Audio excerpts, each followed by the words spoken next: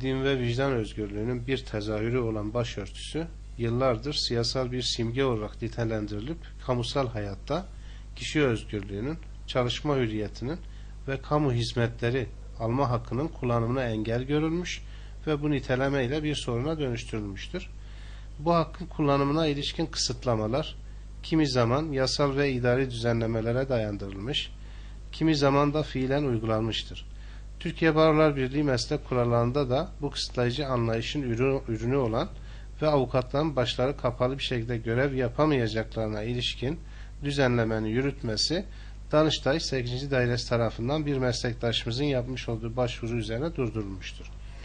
Danıştay'ın ilgili dairesinin bireyin temel hak ve hürriyetlerine açıkça aykırı olan bu düzenlemenin yürütmesini durdurmuş olması Muş Barosu olarak yerinde buluyoruz ve destekliyoruz.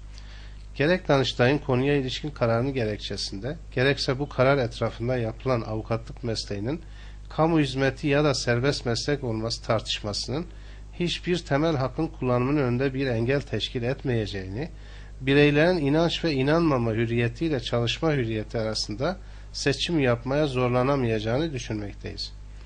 Kamu adına alma ya da vermek için inançlardan, düşüncelerden, değerlerden arındırılmış, renksiz, kokusuz, tatsız bir alan yaratma çabası yersiz ve imkansızdır.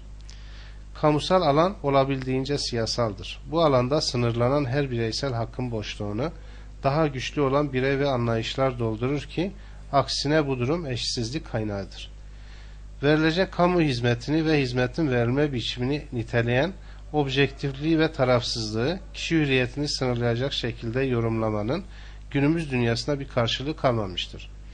Bu nedenle başörtüsü dahil dil, ırk ve cinsiyete dayalı bireyin insan olmaktan kaynaklanan hiçbir inanç, değer ve hakkının kamusal alan gerekçesiyle sınırlanamayacağını bir kez daha yineliyor.